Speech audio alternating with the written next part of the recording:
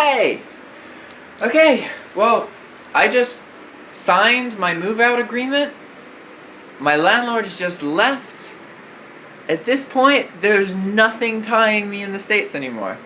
Oh, well, that's not entirely true, but almost nothing. There's no, like, contracts in the States. That's everything I own that I'm taking. There's 2 bags right there. And my laptop. Everything else in this room is now Lucas's. So, that's crazy. He gets a computer. Hopefully he does something cool with it. And, oh my god, I'm freaking out! Okay, so Lucas asked me to leave him a wall of, like, my stuff. Or, like, make one wall that's, like, themed about me, that kind of thing. So, and I never actually showed you guys in previous videos this big list.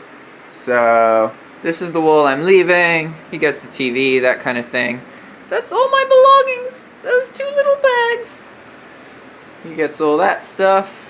These are some of my favorite, that's my favorite video game character of all time, Ellie! The badass motherfucker herself. Okay, then this list, I didn't show you guys this list, okay? This is something that I actually think, it's a project that I did that actually contributed to a lot of my, the development of, like, my happiness and my passions and that kind of thing. And so what I did is I wrote down every single person that I can ever remember meeting who made some kind of impact on me. Whether it was just, you know, we just had a couple conversations. Basically, if I remember them from a period of time in my life, I put them on a list. Okay? So it's themed by, like, where I was living. So this is in Saudi Arabia, Maryland. A lot of these are Virginia. This is when I was in college. Dropshipping related people, family, this townhouse, my old job, old townhouse, that kind of thing. So there's themes to it. And the idea here is that for a while, like, I wasn't aware of my whole life. It's like I was only a part of myself. So I spent a couple years trying to piece all of the parts of myself back together so that I could, you know, be my fullest or most truest self. And this is how I started doing that, because I figured, hey, if I can remember all of these people, put them in a list, I can have a good sense of, like, the different phases in my life, and also the people who made me who I am.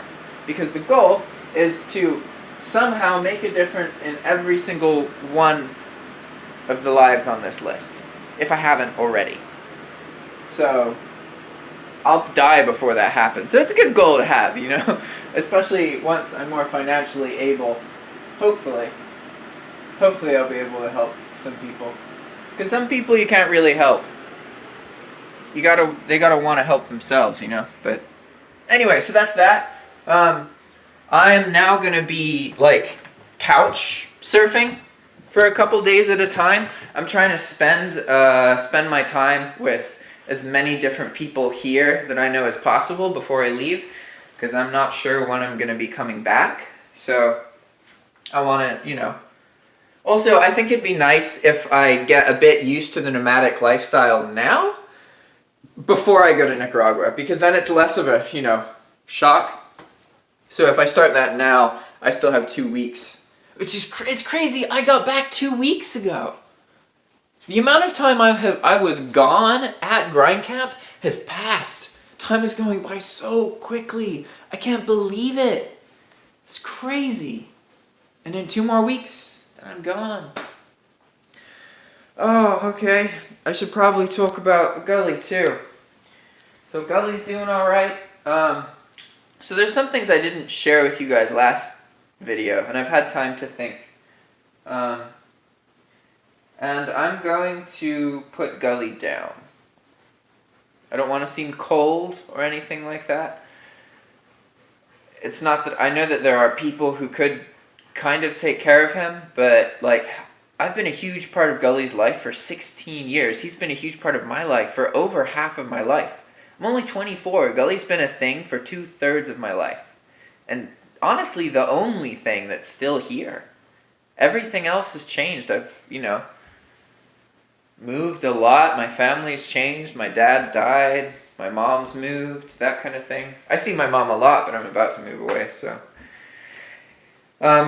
But ultimately, the reason I made the decision to put him down is that I'd rather he die when I'm still in his life than give him away knowing that he's going to die in a month or two. And he already can't walk. I have to pick him up and take him outside so he pees and poos. And if I don't wake him up and do that, then he just doesn't. And he shits himself. He's like, if I was still here, I would just take care of him until I really felt like he wasn't happy to be alive anymore, you know?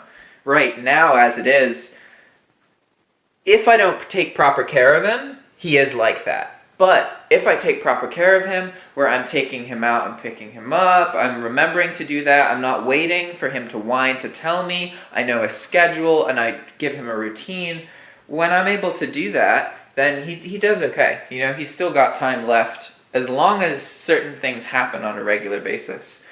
But ultimately, in the past, whenever like I've been away from him, he gets really sick.